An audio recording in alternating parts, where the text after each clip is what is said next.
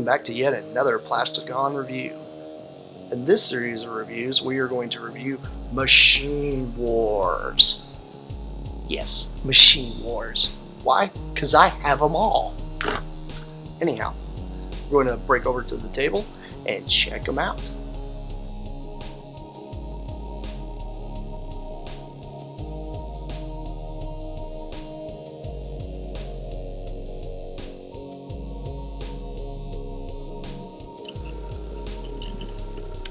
Moving to the next one of the line is, you guessed it, Mirage. Very, very cool looking car. This is a very interesting choice on the paint on this one. Mainly because this is very G1-ish.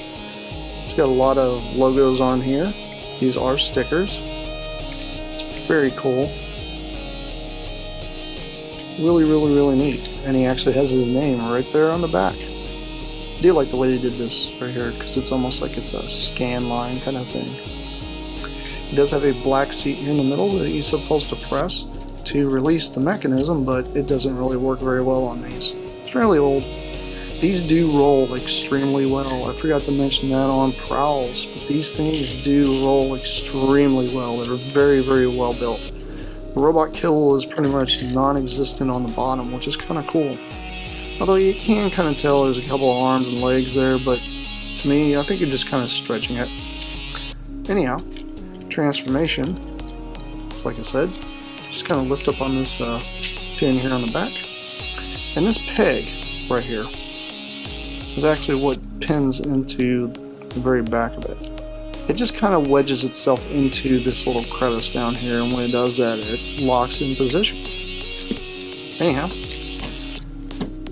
kind of just springs to life. Just separate his legs and move up his arms.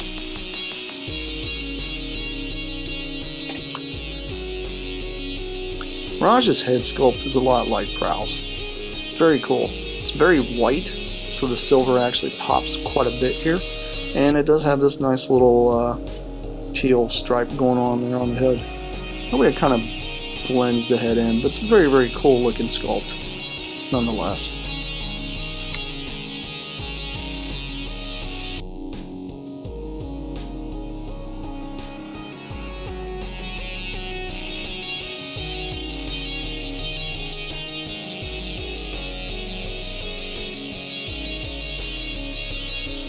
He also has a really cool storage system, just like Prowl.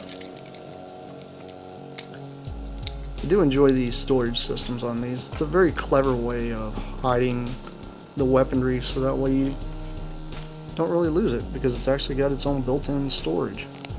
So that way you don't have to worry about shoving them in a Ziploc bag or anything. But there he is.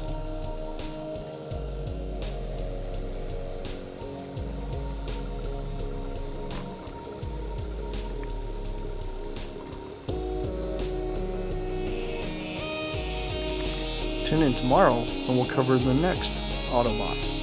So, on to my final thoughts for the entire line. Personally, I believe this line is one of the most underrated lines that have been in the Transformers universe. It's really cool that Plasticon decided to go through and do a whole homage to the whole Generation 2 and Machine Wars line. And personally, I believe these things are still highly collectible. Now, if you guys don't really prefer these kind of transformations, I completely understand.